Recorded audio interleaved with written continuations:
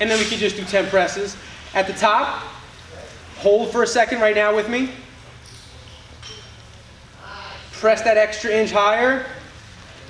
Press, press, press, and bring it back. So at the top of every strict press, press it out, push, hold for a second, and then we're back down. So 10 reps of that. Press up. Once you're there, give me that extra push, hold for a second, then we're back down.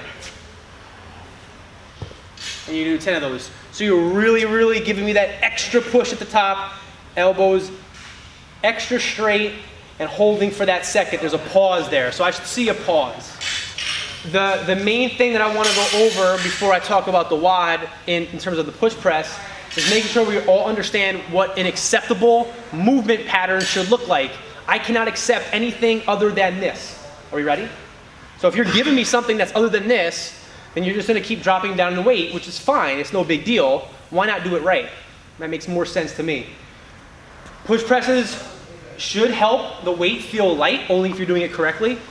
The major issue that people have, and that I want to fix today, and that I'm not going to let you keep increasing weight, if one thing happens. I'm going to show you that in a second. What I want right is, when we dip, it's just enough to where you have a bend in your knee. We're not squatting down because now it becomes a thruster. It's a quick dip and stand. Dip and stand. Let's do that together. All you look great, but you probably weren't thinking about, well, what am I doing? When I'm thinking about when I'm dipping, I'm thinking about where are my hips going and where are my heels going.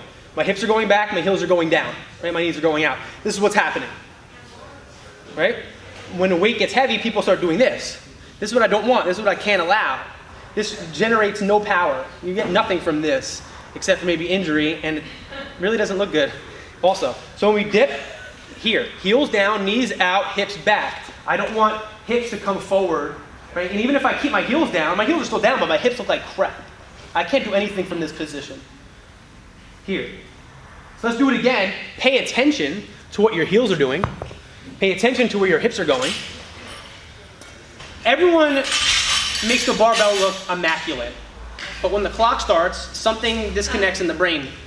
Because there's weight on the barbell, they have to start moving faster. We don't want that to happen. Let's keep all the pieces of the puzzle together the same, even when it starts to get weight on the bar. And that's what I'm going to monitor as you guys are adding your weight or a WOD starts. If this starts to happen, I'm sorry, your ego has to be checked, and we have to make sure that we're doing a weight that you can do properly according to my points of performance.